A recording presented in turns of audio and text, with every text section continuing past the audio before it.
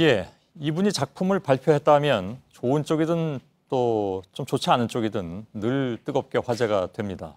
자신만의 문법으로 한국 영화사에 뚜렷하게 발자취를 남기고 계신 분인데 한국 감독 사상 처음으로 베니스 영화제에서 대상인 황금사자상을 수상하기도 했죠. 이번에 22번째 작품을 세상에 내놓은 김기덕 감독을 뉴스룸에 모셨습니다. 어서 오십시오. 예, 안녕하세요. 예, 오랜만입니다. 예, 정확하긴 4년 만이고요. 예, 그렇습니다. 처음 뵀을 때니까 2006년 100분 토론에서 그때 왜 배급 시스템 문제 제기하면서 나 이제 국내에서 개봉 안 할래 하셨던 예, 것이 그때 그랬죠. 예, 만석짜리 만들어서 상영해라 뭐 예. 이런 얘기 했었죠. 그게 이제 10년 전이었습니다. 예, 예. 근데 4년 전에 그 머리 스타일과 예. 옷에 이렇게 표현하면 어떨지 모르겠는데 행색이 똑같습니다. 그래도 뭐 자세히 보면 바뀐 거 조금 있습니다. 아, 그런가요? 예. 아직도 저기 움집에서 사십니까? 아니요, 요즘 뭐 서울 작업 때문에요. 예, 예. 서울에 작업실이 있고 거기는 이제 좀 뭐 시나리오 작업할 때 가고 그렇게 하고 있습니다. 아, 그렇군요. 예. 바로 영화 얘기 들어가겠습니다. 예. 오늘 이렇게 시간이 많지는 않습니다. 예. 죄송합니다. 영화 그물, 남과 북 분단에 대한 얘기고요. 사실 요즘 뭐 남북 관계가 어느 때보다도 좀 심각하기 때문에 좀 민감한 부분도 있을 것 같고 왜 이런 주제를 굳이 택하셨을까요? 민감해서? 예, 오히려 저는 지금 이 그물 같은 영화가 필요하다고 생각하고요. 예. 뭐 내용 자체도 어떻게 보면은 지금 뭐 사드 문제나 북핵 문제에서 어떤 굉장히 위기감이 큰데 이럴 때일수록 우리 스스로 남북의 그 스스로 문제를 한번 진단해보고 예. 이런 영화를 통해서 어떤 해결점을 좀 모색해봤으면 좋겠다. 그래서 예. 만들게 됐습니다. 내용을 잠깐 감독님으로부터 직접 설명을 들어도 되겠습니까? 예. 뭐 알려진 줄거리대로요. 북한 어부가 배고장으로 이제 남한에 오고 한국에 오고요. 예. 그래서 뭐 당연히 이제 간첩인지 아닌지 의심을 받게 되고 조사를 받고 또 이제 또 북한으로 가서도 여전히 또 똑같은 조사를 또 반복적으로 받고 그러면서 그게 비극이군요. 예, 그게 비극이죠. 그러니까 예. 누가 더 좋고 나쁘고가 아니라 사실은 서로가 서로를 미워하고 의심하는 이 현 상황에서 발생할 수 있는 그런 문제를 그리고 있습니다. 예. 류승범 씨가 주인공을 맡았다면서요? 예, 그렇습니다. 예. 류승범 씨하고는 처음 하시죠? 예, 처음입니다. 예. 서로 호흡이 좀 맞으셨습니까? 뭐 승범 씨가 워낙 뭐 좋은 연기자고요. 미리 많이 준비를 했더라고요. 영화 안에 그 눈을 감고 서울 시내를 다니는 장면이 있는데 풍경을 보면 이제 또 조사도 그 조사 대상이 되니까 예. 그래서 그런 어떤 눈을 감고 막 걸어 다니는 게 있는데 그게 유승범 씨 스스로 2, 3일을 눈을 감고 살아봤답니다. 아, 예. 그래서 실제로? 예, 예. 예. 그거 하여간 그 준비한 게 보통 노력이 아니었군요. 예, 그리고 뭐 머리도 안 감고 며칠 동안 이렇게 자고 뭐 예. 이렇게 준비를 철저히 했습니다. 내용을 좀 더 여쭤보면 이게 제가 스포일러가 되기 때문에 더 여쭙지는 않겠습니다. 특히 결말에 대해서는 여쭙지 않도록 하겠는데. 예전하고 답변하시는 게 똑같습니다. 네, 네 하시는 게. 예. 그래서 과연 이 영화가 어떤 화두를 던질 것인가에 대해서는 저도 궁금하고 그런데 지금은 조금 풀리는 것 같긴 한데 역시 그건 이제 영화를 봐야만 사람들이 더 무엇을 느낄 것인가는 알 수 있을 것 같고요. 이 영화가 글쎄요, 저 김기덕 감독께서 되게 청소년 불가 영화를 만들어 오셨기 때문에 근데 15세 이상이잖아요. 예, 그렇습니다. 예, 좀 의외라고 생각도 들었습니다. 저도 좀 놀랐습니다. 왜냐하면 제가 봄, 여름, 가을, 겨울 그리고 본 외에는 제가 15세 관람가 영화가 거의 없는데 과거에도 한두 편이 있긴 있었죠. 예. 숨도 있었고요. 그랬는데 이번에는 사실 이 영화 내용을 보면 굉장히 민감한 부분이 많고 특히 뭐 그 애국을 얘기하지도 않고 오히려 영화 안에는 둘 다 나쁘다. 뭐 이렇게 어떻게 보면 참 논란의 여지가 있는 내용이 많은데도 청소년들 허가를 내준 거는 저는 이렇게 이해를 했습니다. 청소년들도 남북 문제에 대해서 이제는 정확하게 이해하고 또 그들이 살 미래이기 때문에 정확하게 그들이 대안을 찾았으면 하는 마음이 작용하지 않았나 그렇게 생각합니다. 예. 하긴 뭐 나는 이게 15세 이상으로 만들래 하고 만드신 게 아니라 저쪽에서 심사한 쪽에서 이게 15세 이상이다, 뭐 청소년 불가다 이렇게 생각하고. 저는 당연히 이제 청소년 불가로 나올 줄 알았고요. 그런데 예상외로 나와서 저 스스로가 아주 깜짝 놀랐고요. 그분들이 변했는지 제가 변했는지는 모르겠습니다. 그분들이 지금 후회하고 계신 거 아닐까요? 뭐 이미 났으니까요. 예, 알겠습니다. 농담이었습니다. 그래서 사실은 제 질문은 15세 관람가로 나와서 이게 세상이 변한 건지 김기덕 감독이 변한 건지를 여쭤보려고 했는데 답은 그렇게 나와 있는 것 같습니다. 근데 어쨌든 저는 이런 기회에 부모님들이 청소년들 손을 잡고 이 영화를 보고 예.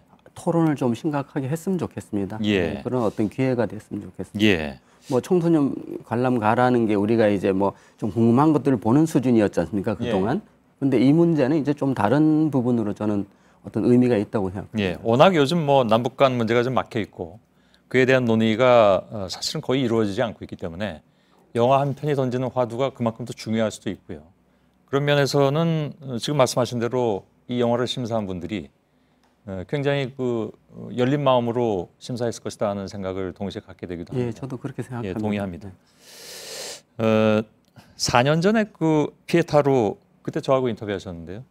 베니스 영화제 대상인 황금사자상을 수상하셨습니다. 뭐 사실 그 영화 감독으로서는 그냥 국제 영화제에서 상 받는 걸로만 치자면 더 이상 뭐 바랄 것이 없는 그런 상황이 된 것 같기도 했는데 글쎄요. 뭘 더 할 것이다 하는 그런 그 의욕이 어디서 오셨습니까? 그때 뭐 상 받고 사실 뭐 그 대기업에서 메이저에서도 뭐 할 기회도 있었고요. 예. 뭐 많은 기회가 있었는데 오히려 저는 거꾸로 제가 하고 싶었지만 더 하기 어려웠던 뭐 영화 메비우스나 1대1을 오히려 이제 제가 만들었고요. 예. 또 하나는 또 영화라는 게 어떤 성과를 내도 노동자들의 어떤 기술적인 그런 부분으로 승연되는 문제가 아니고 예. 오히려 이전의 것들을 다 버려야 되고요. 새로 이야기와 이미지를 사냥하는 그런 직업이기 때문에 예. 저는 오히려 아직 그 발견하지 못한 이야기와 이미지를 발견하기 위해서 예. 계속 그 다시 영에서 고민해야 되고 그래서 뭐 좀 그런 건 빨리 잊어버린 편입니다. 예. 가만히 이렇게 보면 김기덕 감독께서도 추구하는 바가 조금씩 바뀐 측면이 좀 있는 것 같습니다. 예. 제가 뭐 이렇게 어느 정도 아는지는 모르겠으나 예를 들면 어떤 내면의 세계 같은 것에서 점차 바깥으로 옮겨가는 그러니까 사회적 문제라든가 이번 경우는 이데올로기 문제가 당연히 포함이 되어 있는 것이고요. 의도적으로 그러시는 겁니까? 일단 뭐 제가 예전에 영화들은 개인 문제 또는 인생 또는 뭐 이런 얘기를 다뤘는데 요즘에는 제가 작년에 후쿠시마 그 원전 영화를 제가 만들었습니다. 예. 혼자 가서 예. 스톱이라고요. 알고 있습니다. 그리고 요번에는 이제 그 남북 문제를 만들고 근데 근본적으로 둘 다 하나는 자연재해에 의한 어떤 재앙이고 하나는 예. 인간의 이기가 일으키는 어떤 재앙이지 않습니까? 전쟁은. 저 나름대로는 아무리 작가도 세상이 안전해야 영화도 만들 수 있다는 생각이거든요. 그래서 예. 저는 저한테 가장 직면한 문제는 지금 남북 문제고 또 하나는 이제 원전 문제. 이런 것들이 저한테는 너무 중요하기 때문에 예. 그렇군요. 이후에 이것들이 좀 안정을 찾는다면 또 뭐 예전처럼 인간의 어떤 내면 세계를 탐구할 수 있겠죠. 예. 근데 아까 제가 뭐 10년 전 말씀을 드렸습니다만은 10년 전에 백분 토론에서 뵀을 때에는 지금하고는 분위기가 사실 좀 달랐던 것으로 제가 기억을 합니다. 그때는 물론 상황이 그랬었죠. 그러니까 어떤 배급 시스템에 대한 문제 제기를 강력하게 하러 나오셨기 때문에 그랬는지 모르겠지만 또 그 당시에는 난 이제 뭐 국내에선 개봉 안 할래 이런 얘기까지 하셨으니까 지금 이렇게 뵈면 그때 분위기하고는 뭐라 그럴까요? 굉장히 좀 유해지셨다거나 할까요? 혹시 동의하십니까? 예, 맞습니다. 그때는 제가 뭐 일단 배급 문제의 감정도 좀 있었던 것 같고 또 어떻게 보면은 그 여러 가지 저 스스로도 좀 흥분을 좀 지나치게 했던 것 같습니다. 지금은 예. 이제 조금 더 많은 것을 이해해서 좀 뭐 그렇게 보이시는 것이 아닐까. 예.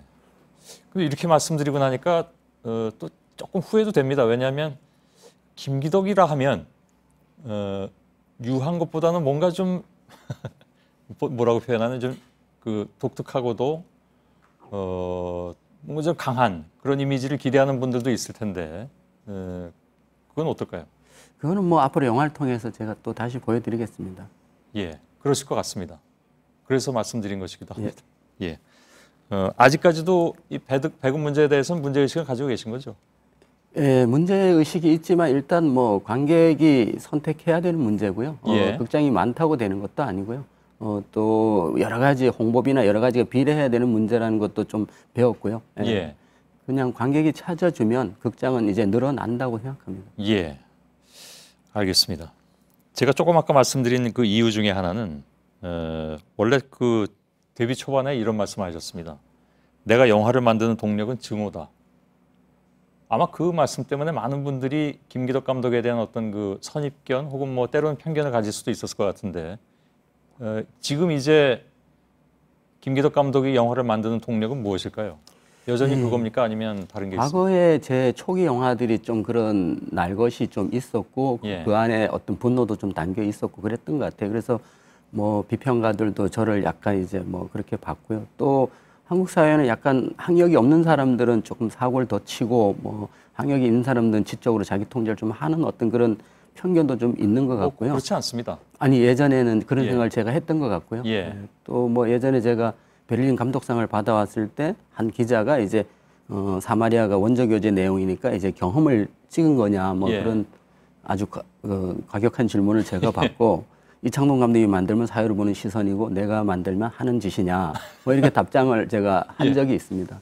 그런 어떤 면에서는 뭐 그것이 제 과거의 어떤 증오다 뭐 아니다를 떠나서 그때는 분명히 그런 어떤 것들이 없잖아 있었지만 지금은 조금 더 인간을 관용적으로 보고 인간이 어떤 개개인의 나쁨보다는 인간의 원형적 성질에 대해서 좀 더 고민하는 그런 상황인 것 같아요. 알겠습니다. 인터뷰를 마쳐야 될 텐데 아까 하신 말씀에 대해서는 뭐 100% 동의하기는 좀 어렵습니다. 학력이 높은 사람이 사고 더 치는 경우가 많이 있던데. 알겠습니다. 오랜만에 반가웠습니다. 그물 많은 분들이 보고 좀 아까 말씀하신 대로 토론이 이어졌으면 좋겠습니다. 고맙습니다. 고맙습니다. 김기덕 감독이었습니다.